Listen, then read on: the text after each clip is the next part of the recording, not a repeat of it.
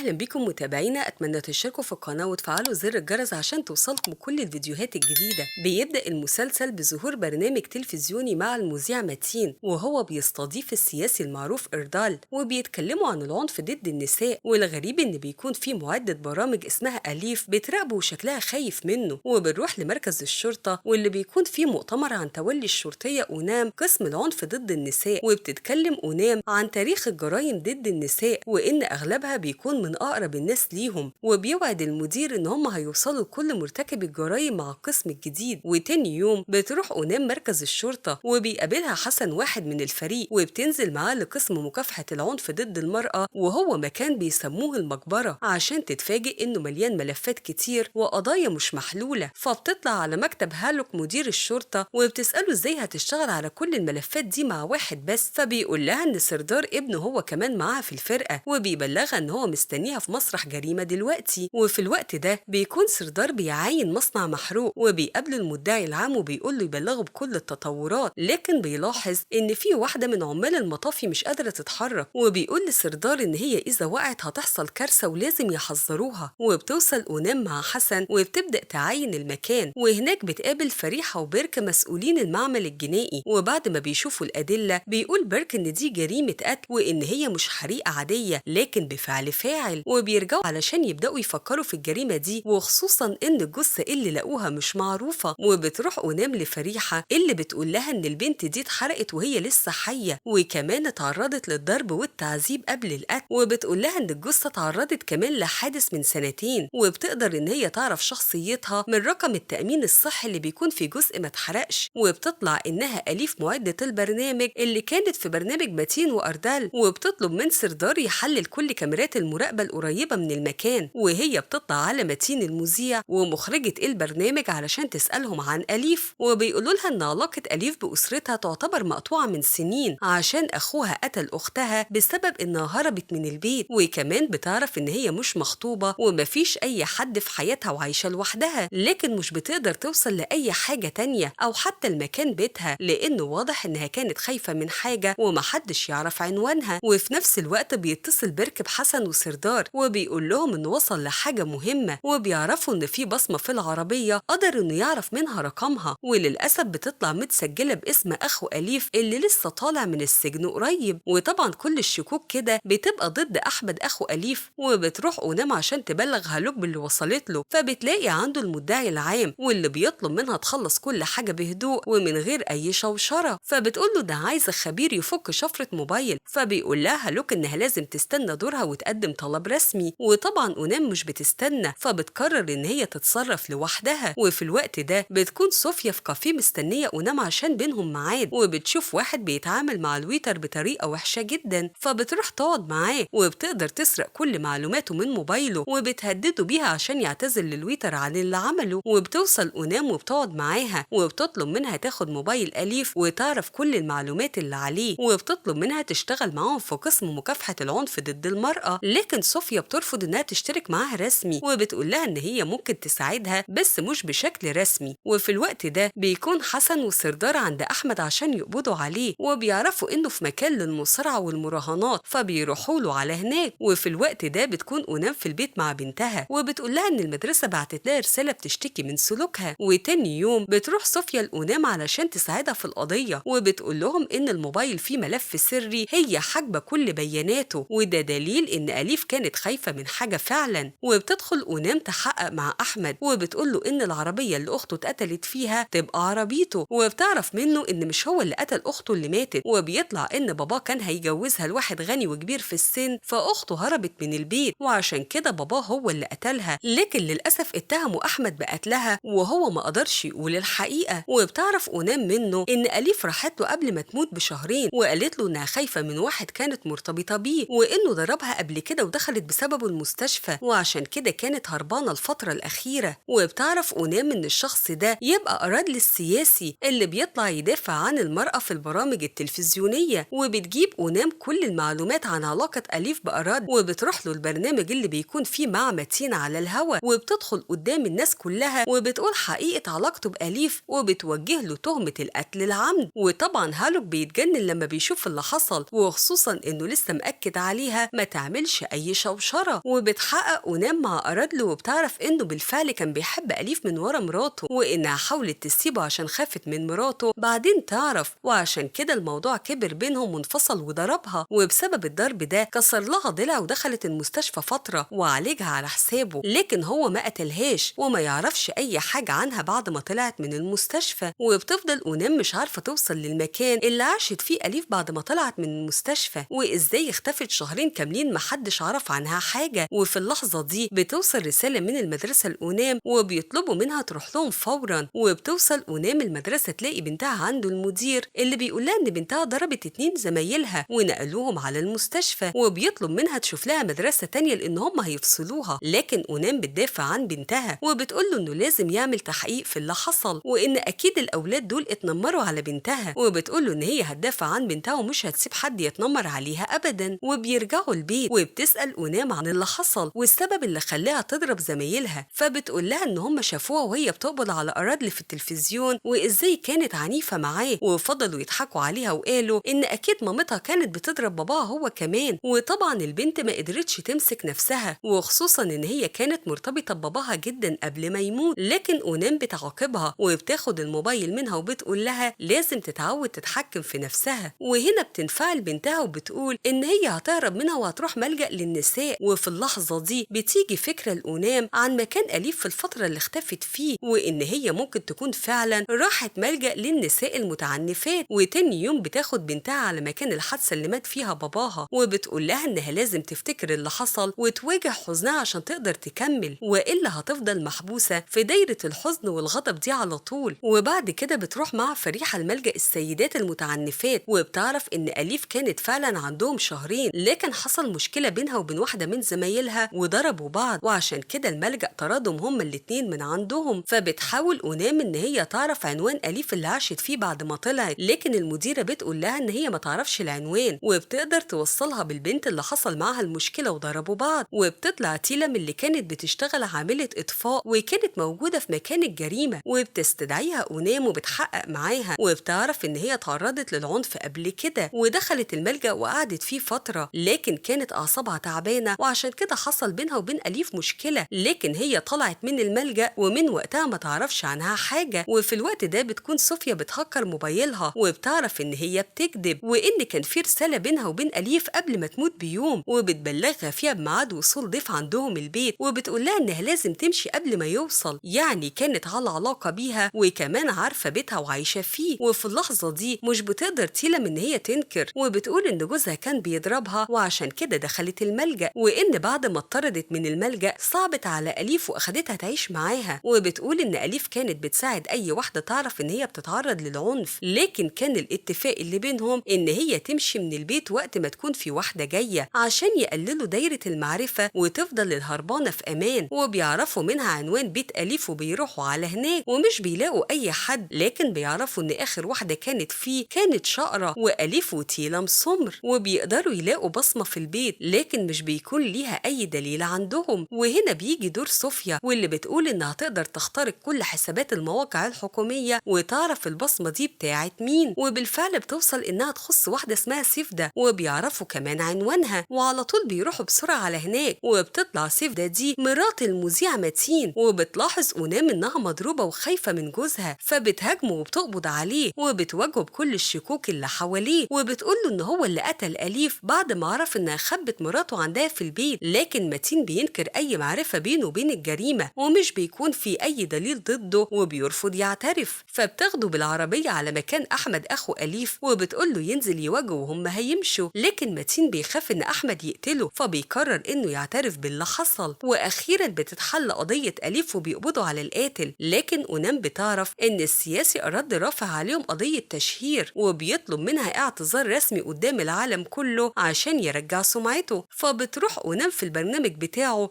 وبتقول إنه بريء من تهمة القتل، لكن بتروح قبض عليه بتهمة التعدي على مراته بالضرب، وده بعد ما مراته قدمت فيه بلاغ بالتعدي عليها. وبتقول أونام إن دور الشرطة إنها تشجع البنات على البلاغ ضد أي حد يعتدي عليهم، وإن دورهم هو حمايتهم، وبتوعدهم إنها هتقدر تساعد أي واحدة تلجأ لها. ولغاية هنا بتخلص الحلقة الأولى من مسلسلنا النهاردة، استنونا بباقي الحلقات. سلام.